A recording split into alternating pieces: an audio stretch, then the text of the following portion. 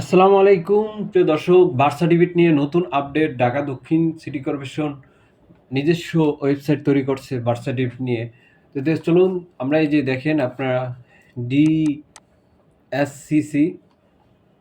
ওরা আলাদা একটা ওয়েবসাইট ক্রিয়েট করছে। এখানে আপনি তাদের ওয়েবসাইটের মাধ্যমে আপনি জন্ম নিবন্ধন করতে হবে, আবেদন করতে পারবেন।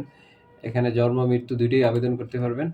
এখানে দেখেন জন্ম নিবন্ধন আবেদন, আবেদন প্রিন্ট, আবেদন অবস্থা, আবেদনের পুনরাবৃত্তি সব কিছু এখানে লেখা আছে। দেখেন এই যে তো জন্ম নিবন্ধন আবেদন দেখেন এখানে নিবন্ধন ব্যক্তির 5 বছরের নিচে হয় তাহলে তার এই চিকিৎসা বা প্রতিষ্ঠানের ছাড়পত্র লাগবে।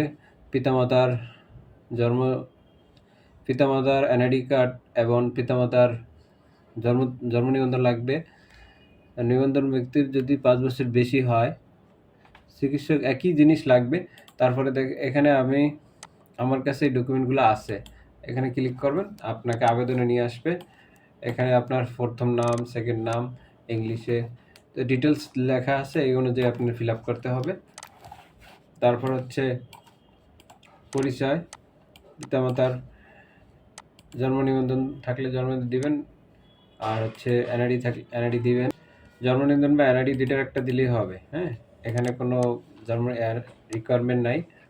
তারপর হচ্ছে এস্থেটিকানা, তারপর হচ্ছে আপনার ছবি লাগবে, বর্তমান নিয়মে ছবি লাগবে। এখানে যদি আবেদনকারী পিতা বা মাতা দুজনে একজন হয় তাহলে আপনি দেখেন কি লাগবে, কনফার্ম দিয়ে নিবন্ধন ব্যক্তির 2/2 ছবি, আর হচ্ছে বয়সের প্রমাণপত্র, এস্থেটিকানার প্রমাণপত্র। এই 3টা জিনিস হলেই আপনি আবেদন করে পরবর্তীতে সাবমিট দিতে পারবেন। তারপর আবার আবেদনের পর আপনি পেমেন্ট করতে পারবেন। এখানে এই যে আপনার আবেদনের ফি অপশন দেওয়া আছে, এই অনুযায়ী আপনি যদি জন্ম নিবন্ধনে আবেদন তাহলে এটা ক্লিক করবেন, আর যদি সংশোধনে আবেদন তাহলে সংশোধন ফি, আর পুনরুদ্ধার যেটা হয় সেটা আপনি পে করবেন। এই হচ্ছে দক্ষিণ এটা বর্তমান। তো এই হলো জন্ম নিবন্ধনের বর্তমান অবস্থা।